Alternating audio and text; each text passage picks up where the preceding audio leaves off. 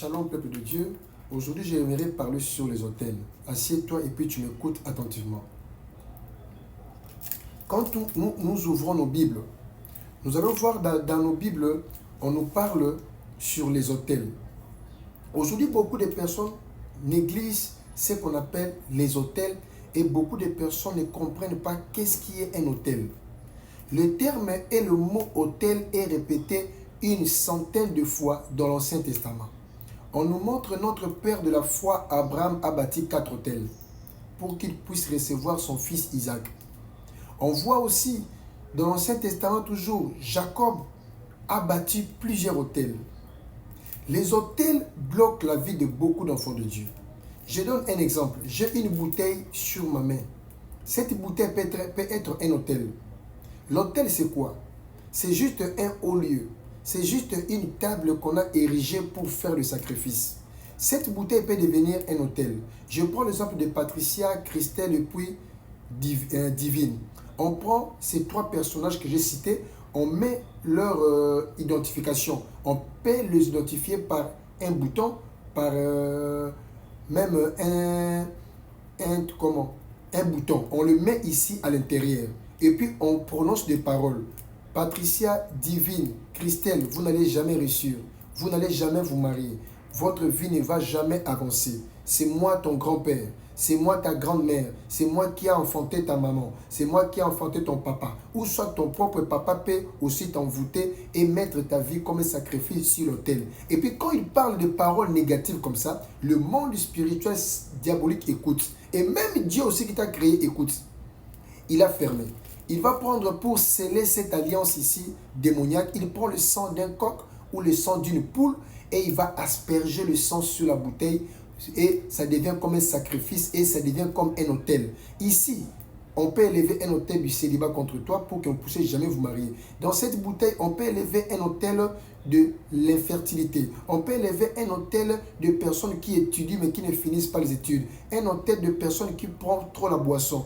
Une personne ivrogne. On peut élever aussi l'autel de l'impudicité. Tu vois une femme qui couche par semaine avec 10 hommes. Donc tout cela peut être un autel contre ta vie. Alors pourquoi cet oncle, pourquoi cette tante, pourquoi ta grand-mère peut élever un autel contre toi? Parce que tu es sorti de leur lignée du sang. Toute personne qui est née d'un père et d'une mère, cette personne est réclamée, qu'il veuille ou pas. Si tu n'es pas réclamé côté paternel, tu seras automatiquement réclamé côté maternel. C'est ça les lois des familles. Voilà pourquoi je dis à beaucoup d'enfants de Dieu, cherchez votre délivrance, détruisez les autels. On ne renverse pas un autel verbalement. Pour que tu puisses détruire un autel, tu dois élever un autel. Dans le monde spirituel, un sacrifice détruit un sacrifice. Voilà pourquoi quand Adam et Ève ont péché, Dieu n'était pas incapable de pardonner Adam et Ève. Mais qu'est-ce que Dieu a dit? Sans l'effusion du sang, il n'y aura pas pardon du péché. Dieu lui-même a fait le premier sacrifice d'autel. Il a tué une chèvre et il a pris la peau. Il a fait un habit pour couvrir la nudité d'Adam et d'Ève. C'était le premier sacrifice que le sang avait coulé. Et c'était l'image de la mort de Jésus-Christ à la croix. Beaucoup disent Jésus-Christ est déjà mort à la croix, c'est fini, il a payé un prix. Mais si Jésus-Christ est mort à la croix et il a payé un prix pour toi, pourquoi tu es encore célibataire? Pourquoi les hommes te rejettent? Pourquoi tu n'avances pas? Quand la sorcellerie de ta famille était en train de t'envoûter, est-ce que Jésus dormait? Quand ton père était en train de te prendre comme sa femme de nuit, Jésus-Christ dormait. Quand ta tante était en train de maudire ta vie, Jésus-Christ dormait. Quand tu rêves, le mari de nuit couche avec toi, Jésus-Christ dort. N'est-ce pas qu'il est vivant? Donc dans le monde spirituel, Dieu a sa part. Toi aussi, tu as ta part de faire. C'est comme on te sert la nourriture sur une table. On te met le frite, on te met aussi le poulet, on fait que tu manges. Mais toi, tu dis encore à celui qui t'a servi, prends encore la nourriture, mets-moi dans ma bouche. Impossible. Donc chacun a sa part. Voilà pourquoi beaucoup de vies des gens n'avancent pas, parce que les autels n'ont pas été renversés. Détruisez les autels de vos familles. Regarde dans la famille où tu es sorti, du côté paternel, du côté maternel. Qu'est-ce qui n'avançait pas? Il se peut qu'il y avait eu une personne. Regardez dans le livre de Exode, Exode chapitre 1. Vous allez voir que les enfants d'Israël étaient bien. Mais du coup, il s'est élevé un nouveau roi en Égypte. Lisez Exode 1, tous les chapitres. Le nouveau roi a inspecté et vu comment Israël était prospère. Ils ont organisé une réunion. Ils ont fait une concertation. Ils ont dit, voilà ce peuple qui forme un grand peuple, puis une grande nation. D'où sort ce peuple? Ils sont des Hébreux. Voilà. Imposons-nous afin qu'ils ne puissent plus encore se multiplier et de croître, sinon ils vont devenir déjà plus forts que nous. Donc, dans le monde spirituel, il y a une réunion qui s'est faite. Il y a des réunions qui se font pour détruire ta vie. Il y a des réunions qui s'organisent pour détruire et bloquer ton mariage. Mais c'est pendant toi tu dors. Et le nouveau roi qui n'avait point connu Joseph, il s'est élevé. Il dit, voilà, on va bloquer leur prospérité. Dès qu'un bébé garçon naît, on le tue.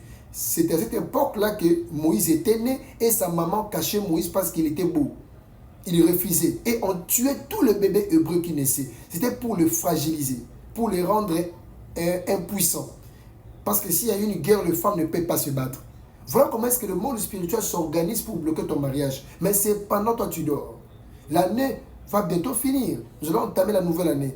Avec cette allure que tu es en train de faire, la même situation que tu avais bloquée en 2023, entrer avec toi en 2024 va encore continuer en 2025 si tu n'écoutes pas et tu ne comprends pas ce message. Regardez bien dans votre famille paternelle. Quelle est la loi qui bloque votre famille? Beaucoup de femmes ne se marient pas. Ils rencontrent des hommes, mais les hommes là ne durent pas avec eux.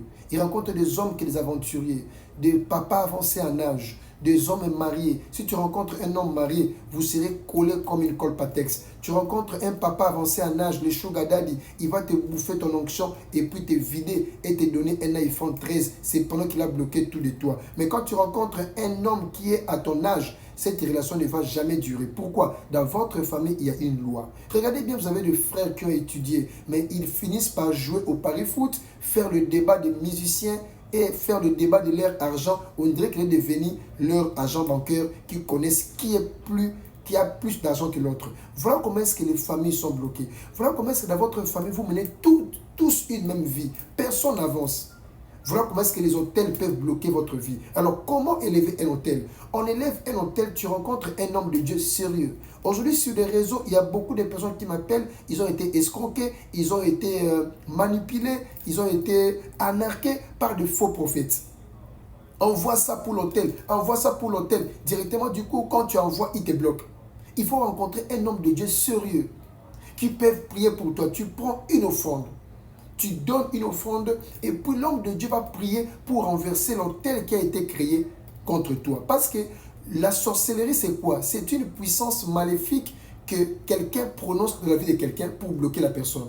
Et c'est quoi la bénédiction? C'est aussi une parole positive que Dieu prononce dans ta vie pour te bénir. Alors il faut que la bénédiction puisse effacer la malédiction. Je ne sais pas si c'est quoi ton problème quand toi qui suis cette vidéo, mais je suis venu prier pour quelqu'un. Je suis venu prier pour 5000 personnes. Je lève ma main gauche vers le ciel. Je déclare que les hôtels du célibat, du chômage, de la stérilité, de l'instabilité, de déceptions répétées, de rejet, de toutes ces choses qui compliquent ta vie n'entrent pas avec toi en 2025.